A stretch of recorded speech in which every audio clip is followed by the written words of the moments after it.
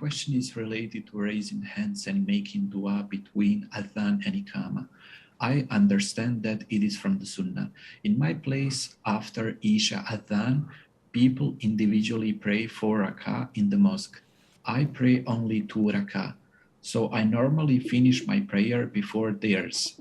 And when I raise my hands to make dua, few seconds later, the other people around me finish their prayer of 4 rak'ah as well.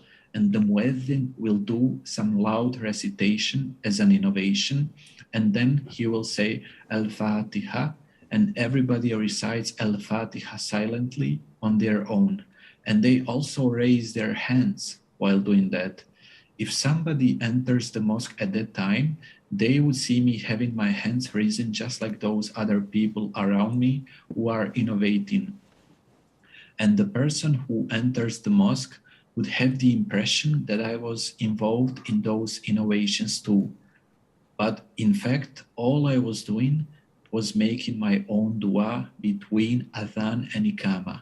My question is, should I not care about this, or should I stop making my dua before they raise their hands for reciting Al-Fatiha? If you are recognized and known among your people to be Sheikh Imam Hamza, then maybe you should not do that. So if you recognize to be a celebrity, a well-known, practicing Salafi upon the Sunnah Imam, then you may fear that people would see you and then they will think that this is Sunnah.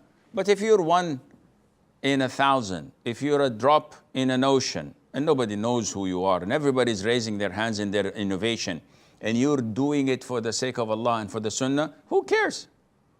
So don't pay any attention to these thoughts. Unfortunately, this is prevailing in Turkey, in Albania, in Bosnia, in Macedonia, in where people have taken these customs, these, well, innovations from Turkey and elsewhere, maybe Azerbaijan, I don't know.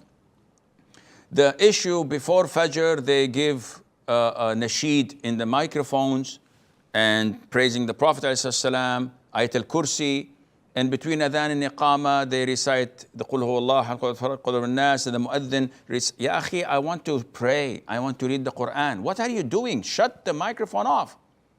Sit down and shut up. But the guy keeps on saying beautiful nasheed or Quran, and all of this is innovation. What are you doing? You're innovating in the religion of Islam. Anyone who looks at you says, this is not Islam. Oh yes, he's recently reading Quran. Show me in the Quran or in the Sunnah or in the doing of the companions or the tabi'een or tabi'een that they used to do these practices. No, they did not do it, but it's a good thing. SubhanAllah, you know more than them? You're more righteous than the Prophet ﷺ? He said, no, astaghfirullah. Then you are innovating in the religion. And whatever innovation you're doing is rejected. Allah will not accept it. Allah will punish you for it. Sheikh, I'm reciting the Quran. Allah will punish me for that. Yes. If you recite it in the toilet, Allah will punish you for that. What are you doing? This is all innovation. You are creating, this is part of today's program, the basics.